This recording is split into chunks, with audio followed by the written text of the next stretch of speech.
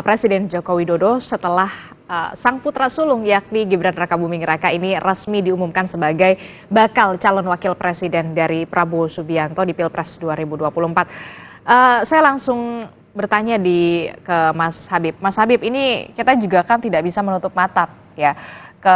Setelah putusan dari Mahkamah Konstitusi ini banyak sekali narasi-narasi negatif, mulai dari politik dinasti, kemudian ada konflik kepentingan di situ. Bagaimana kemudian Koalisi Indonesia Maju mengcounter narasi-narasi negatif ini?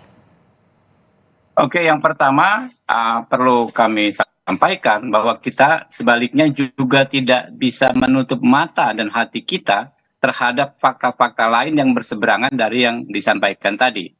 Misalnya ribuan orang yang langsung bersujud syukur di depan gedung MK ya ketika putusan tersebut diucapkan.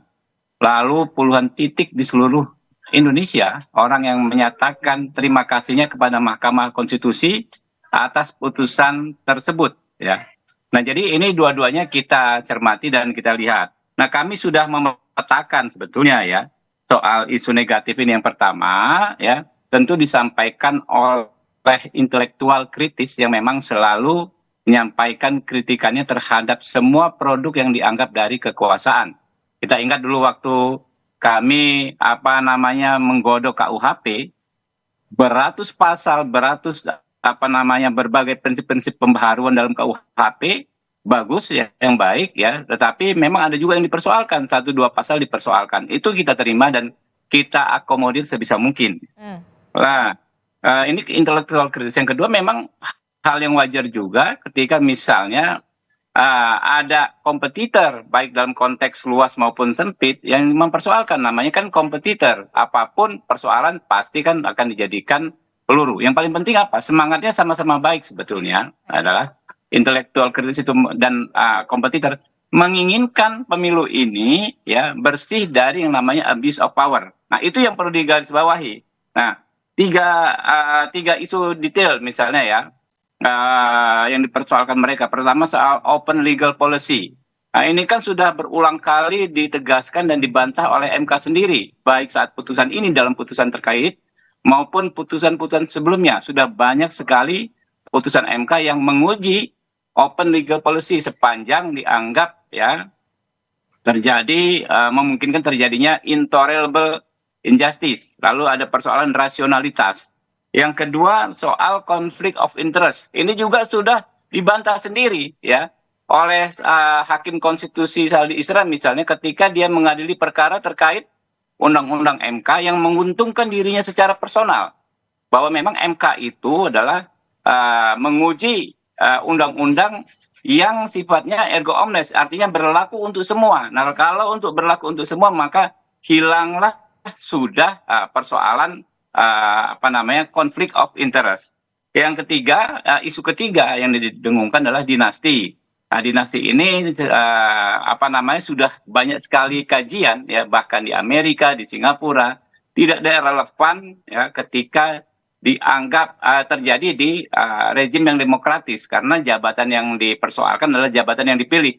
Kita ingat di Amerika ada Bapak Bush, ada anak Bush, ya, ada Kennedy Clan, kemudian di Singapura ada Bijili, anaknya Lee Kuan Yew, ya. Banyak sekali contoh-contoh yang memang sebetulnya mirip tadi yang dituduh sebagai politik dinasti, faktanya tidak ada masalah. Begitu juga ketika misalnya Pak Gibran maju sebagai wali kota Solo. Nah, intinya kami terus petakan dan siap dengan berbagai argumentasinya. Kami melihat ya besarnya masyarakat yang mendukung putusan MK karena mereka lebih melihat substansinya, yaitu yang pertama mereka menginginkan keberlanjutan rekonsiliasi. Jadi rekonsiliasi antara Pak Prabowo dengan Jokowi itu kan epik sekali, artinya benar-benar dramatis. Yang tadinya berseberangan ya sama-sama punya pasukan hampir 50% dari rakyat Indonesia bisa berrekonsiliasi dan akhirnya menjadikan satu karya yang bagus bagi bangsa dan negara ini. Yang kedua, mereka juga trauma dengan politik perpecahan yang antagonis. Ya, nah, jadi pemilu ini mereka takut masuk tahun pemilu jangan sampai terjadi perpecahan yang antagonis. Yang ketiga, ya, yang disyukuri oleh publik kebanyakan adalah secara prinsip bisa majunya anak muda ya terwakili sebagai subjek dalam kontestasi yang sangat bergengsi ini, yaitu Pilpres. Nah, itu sekarang yang terus berkembang, dan kita melihat dari beberapa lembaga survei yang sangat terpercaya, artinya ya tidak ada damage yang signifikan terhadap elektabilitas Pak Prabowo setelah putusan Mahkamah Konstitusi ini. Oke, kalau ya ada beragam strategi yang tentu saja sudah disiapkan oleh Koalisi Indonesia Maju kemudian untuk mengcounter narasi-narasi mulai dari politik dinasti kemudian konflik kepentingan. Nah, kalau Mas Adi melihatnya bagaimana? Ini kan bisa dikatakan apa ya, untuk mengumumkan bacawa presnya Pak Prabowo adalah Mas Gibran saja ada dua sisi mata uang bisa dikatakan. Satu, keuntungan tadi yang dikatakan Mas Adi, otomatis lah tidak ada ayah yang tidak mendukung anaknya. Tapi di sisi lain, apakah kemudian keputusan ini juga dikhawatirkan bisa apa ya menggerus elektabilitas dari Pak Prabowo ataupun Gibran Rakabuming Raka? Anda melihatnya seperti apa, Mas Adi? Ya, kalau saya sih menyatakan ini sebagai satu perjudian yang tidak mudah, karena harus diakui dibandingkan nama-nama yang lain, Gibran itu kan popularitas dan elektabilitasnya tidak terlampau mentereng. Misalnya jika dibandingkan dengan Erick Thohir, Ya. no ya, kemudian misalnya Bu Hovifah dan seterusnya, termasuk Pak Ridwan Kamil. Kenapa saya bilang begitu? Karena memang Gibran itu kan terkonfirmasi sebagai sosok yang ingin maju di 2024 ini kan di last minute. Jadi kalau di survei-survei, ketika orang bicara tentang popularitas dan elektabilitasnya Mas Gibran, tentu masih di bawah nama-nama besar yang saya sebutkan tadi, Mbak. Oleh karena itu, kalau saya membaca dari jauh, ya satu-satunya yang bisa kita lihat soal basis kekuatan politik dari Gibran itu kan dua hal, yang diasumsikan, yang dipersepsikan dan diyakini sebagai daya tambah terhadap Prabowo Subianto di 2004. Satu ya tentu adalah Solo, karena apapun Gibran adalah wali kota Solo yang dinilai oleh publik memiliki basis kekuatan politik dan penetrasi yang pastinya diandalkan. Yang kedua tentu ada harapan bahwa pemilih Jokowi itu otomatis akan hijrah dan migrasi mendukung Gibran Rakabuming Raka. Dua variabel ini yang sepertinya sedang diandalkan betul oleh teman-teman pendukung Pak Prabowo Subianto dan Gibran ya untuk memenangkan pertarungan di 2024. Tapi saya selalu menyatakan bahwa dalam berbagai kesempatan bahwa elektabilitas itu tidak bisa diwariskan, bahwa approval rating, tingkat kepuasan publik yang cukup luar biasa terhadap Jokowi memang tidak ada yang bisa membantah. Tapi problemnya adalah apakah tingkat kepuasan itu bisa automatically 100% misalnya diterjemahkan sebagai bagian dari keuntungan dan faedah elektoral kepada Gibran, tentu perlu diuji di lapangan. Karena sampai saat ini misalnya denyut nadi kekuatan politik di antara masing-masing poros ini kan semakin menggeliat. Dulu mungkin Jokowi menang di Jawa Tengah karena Jawa Tengah itu dianggap banteng. Jadi siapapun yang maju dari PDIP relatif akan memenangkan pertarungan. Dulu misalnya di Jawa Timur itu Pak Jokowi menang dalam 2 kali Pilpres karena kuat di Jawa Timur penetrasi politiknya, salah satunya karena ada PKB dan Nahdlatul Ulama. Kita tahu bahwa PKB dan Nahdlatul Ulama saat ini relatif gitu ya, punya pilihan politik yang agak beda karena bergabung dengan koalisi Amin dan seterusnya. Oleh karena itu, asumsi-asumsi dasar yang kemudian dua kekuatan politik Mas Gibran itu nanti ya sangat tergantung bagaimana kerja-kerja politik dan uji lapangan, Mbak. Kalau kita simplifikasi misalnya bahwa orang Solo otomatis akan memenangkan Gibran, belum tentu juga karena Solo dulu disebut sebagai kandangnya banteng misalnya. Begitupun di Jawa Tengah disebut sebagai kandangnya banteng, bukan kandang ataupun kandang yang lain. Nah ini saya kira memang kerja politik turun ke bawah meyakinkan masyarakat adalah satu-satunya cara untuk meyakinkan bahwa pemilih itu akan memenangkan pertarungan. Saya kira di situ konteksnya. Oke, kalau berbicara soal tadi Anda melihat Jawa Tengah, ceruk Jawa Tengah yang kemudian kita tahu itu merupakan kandang banteng. Apakah kemudian ini juga merupakan strategi dari Prabowo Subianto mengusung atau memilih Gibran Rakabuming Raka ini untuk memecah suara Jawa Tengah ini? Saya tidak tahu persis ya Pak, apa argumen Mas Gibran itu dipilih sebagai pendampingnya Prabowo. Tapi yang jelas Prabowo Subianto dan pendukungnya paham betul apa yang kemudian membuat kekalahan 2 kali Pilpres 2014 dan 2019 ya. Kan kekalahannya di 2 teritori yang cukup signifikan ya, Jawa Timur dan Jawa Tengah dan di kalangan Nahdlin ya. Salah satu jawaban misalnya untuk memangkas kekurangan dan kekalahan di Jawa Tengah ya tentu dengan cara memilih figur yang punya penetrasi yang kuat. Siapa? Gibran. Gibran saya kira bukan hanya soal wali kota Solo, tapi di belakangnya ada Pak Jokowi kan. Itu makanya saya bilang ini tinggal kuat-kuatan nanti. Apakah Jawa Tengah yang dianggap sebagai kandangnya banteng sampai hari ini itu akan kalah dengan figurnya Pak Jokowi yang terpersonalisasi dalam beberapa kali pilpres kuat di sana. Kan orang tinggal bertanya, sebenarnya siapa yang membuat kuat di Jawa Tengah? Apakah partai? Apakah karena sosok Pak Jokowi? Kan begitu. Begitupun di Jawa Timur. Apakah karena mesin partai ataukah memang sosok Jokowi yang diterima oleh publik? Dua hal ini yang saya kira memang perlu diuji. Saya belum ada datanya karena belum melakukan survei ya. Tapi kan asumsi-asumsi umum bahwa kemenangan Pilpres itu ya tidak terlepas dari banyak variabel. Figur itu penting, visi misi penting, kerja politik penting, dan yang paling penting juga adalah bagaimana soal konsolidasi dan kemenangan itu ya mau melibatkan banyak komponen, visi misi turun ke bawah dan seterusnya adalah ornamen-ornamen yang bisa dijadikan sebagai instrumen untuk memenangkan pertarungan. Oke, Saya perlu mengatakan bahwa tinggal waktu dan kerja politiklah yang akan kemudian membuktikan segala-galanya. oke, tinggal waktu dan juga kerja politik. Tapi kalau menurut analisa Anda dengan pengusungan Gibran ini, Gibran, apakah kemudian kandang banteng di Jawa Tengah ini akan tergerus suaranya? Saya tidak bisa berspekulasi ya, Mbak Adisti.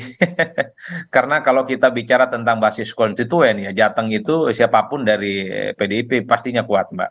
Orang nyebut ya kalau sudah PDIP berfatwa, orang-orang yang tidak terlampau populer misalnya menang. Dan itu yang terjadi pada Pak Ganjar Pranowo waktu jadi calon gubernur pertama kali melawan petahana Pak Bibit Waluyo kalau tidak keliru. Ganjar sebagai pendatang popularitas dan elektabilitasnya di bawah rata-rata. Tapi ada dugaan karena mesin politik PDIP cukup kuat saat itu, Ganjar yang awalnya tidak kompetitif, underestimate bahkan, tapi memenangkan pertarungan secara politik. Itu tidak bisa dibantah. Oleh karena itu, ini kan di 2024 ada dua kekuatan besar. PDIP secara kepartaian, karena dianggap sebagai basis gitu ya, party ID-nya kuat di situ bagi PDIP, dan pada saat yang bersamaan, Pak Jokowi itu kan dianggap approval ratingnya tinggi, tingkat kepuasan publiknya di Jawa Tengah itu termasuk yang tinggi, termasuk di Jawa Timur. Oleh karena itu, di antara basis kekuatan kepartaian PDIP dengan figur Jokowi yang kuat, itu akan dipertaruhkan di 2024. Ini yang saya kira kita tinggal tunggu waktu.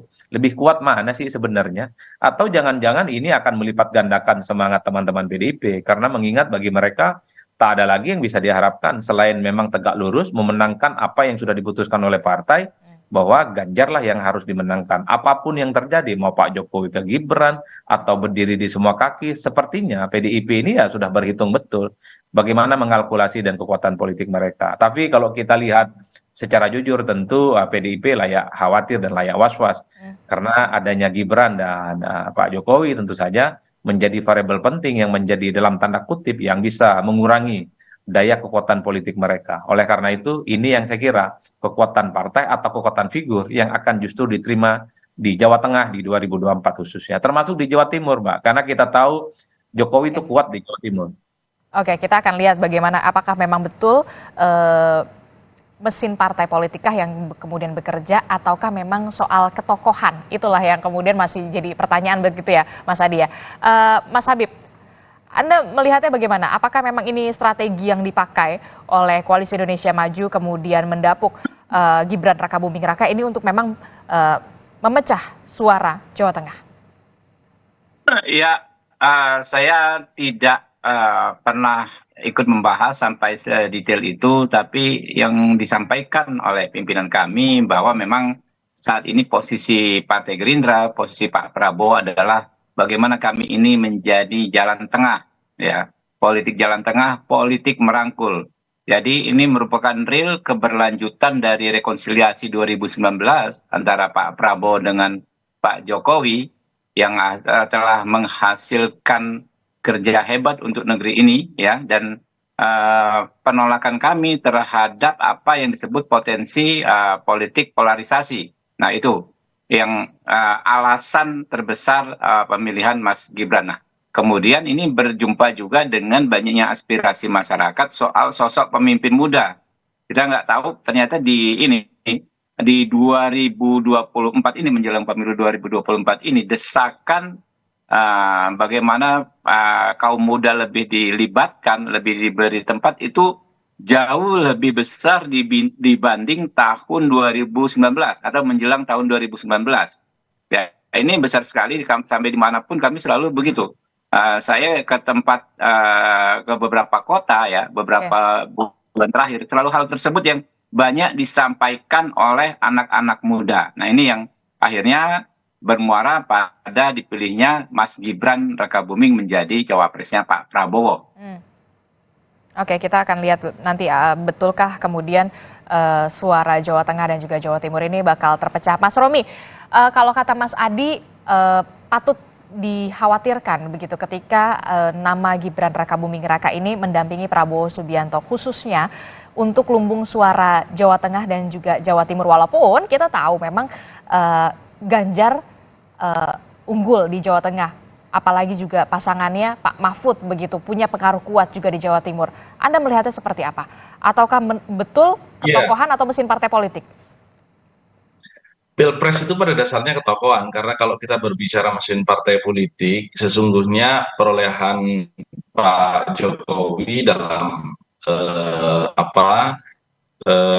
suaranya di tahun 2019 kemarin itu kan di bawah jumlah partai politik pengusungnya. Begitupun sebaliknya ketika 2014 perolehan Pak Jokowi itu melampaui partai-partai pengusungnya. Jadi dari 2 kali pemilu yang dialami Pak Jokowi itu saja kita sudah bisa baca memang Pilpres ini soal figur, jadi figur capres dan figur cawapres. Belum ada satu kesimpulan kuantitatif tentang berapa kontribusi cawapres, tapi pastinya itu soal capres. Nah, kita tahu persis bahwa Mas Ganjar ini di banyak survei sudah sangat unggul di Jawa Tengah, sudah unggul di Jawa Timur.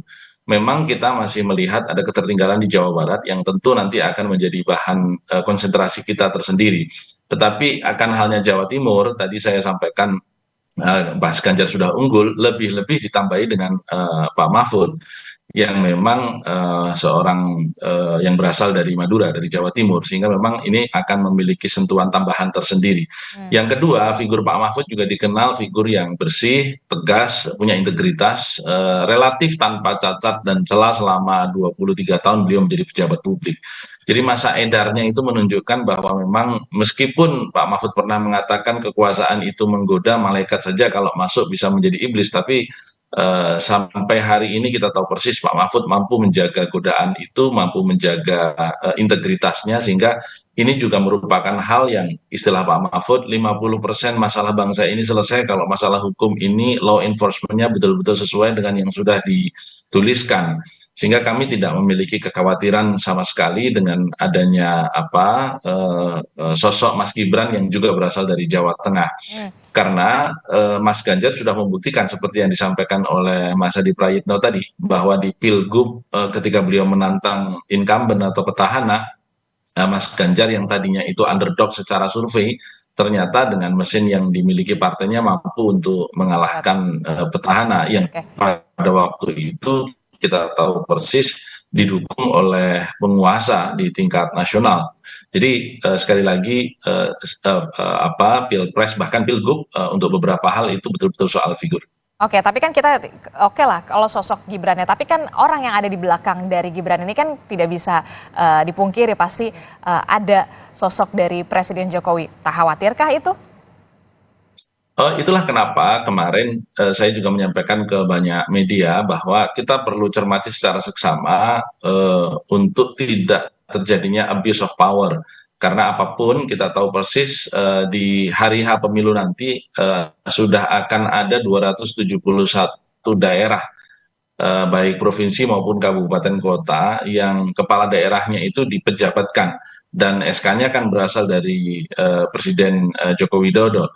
Apakah itu yang ditandatangani oleh Mendagri karena itu bupati wali kota, atau yang ditandatangani langsung oleh Presiden karena itu adalah gubernur. Nah, ini juga harus kita jaga agar mereka tetap bersikap imparsial, begitupun penyelenggara pemilu, begitupun aparat penegak hukum.